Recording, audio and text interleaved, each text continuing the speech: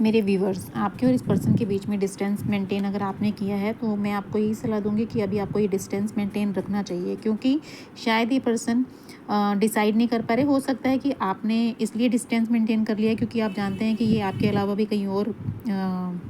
Date कर रहे हैं किसी को, या ये मैरिड पर्सन है, ठीक है। और आपकी तरफ बार बार अगर ये आते हैं तो आपने हो सकता है इनसे कहा हो कि अब इनको एक डिसीज़न लेना होगा, आपको या थर्ड पार्टी में से किसी एक को डिसाइड करना होगा कि चूज़ करना होगा कि आपको किसके साथ रहना है, बट ये डिसाइड नहीं कर पा रहे। मुझे ऐसा लग रहा है कि बार बार ये आपकी तरफ जो रिटर्न करते हैं ना, एक अट्रैक्शन की वजह से रिटर्न करते हैं, ठीक है। हाईली ऑब्सेस्ड हैं आपको लेकर, इसीलिए बार बार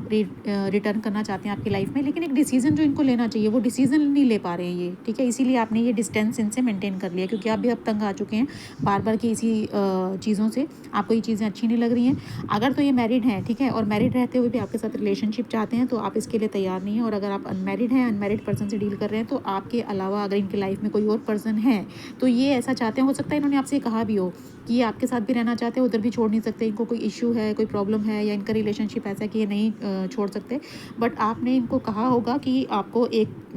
किसी एक को ही डिसाइड करना होगा, चूज़ करना होगा कि आप किसको अपनी लाइफ में रखना चाहते हैं, अदरवाइज़ आपको ये रिलेशनशिप नहीं चाहिए। तो मुझे ऐसा लग रहा है कि डिसाइड करना इनके लिए मुश्किल है, ठीक है। ये दोनों ही चीज़ें मानने के लिए रेडी नहीं है, ये डिसाइड नहीं कर पा रहे और छोड़ना भी नहीं चाहते हैं। मुझे ऐसा लग रहा है कि आपकी तरफ अट्रैक्शन की वजह से सिर्फ ये आपकी लाइफ में है, और ये इसी तरीके से रिटर्न करते रहेंगे आपकी लाइफ में बार बार, और आपको परेशान करते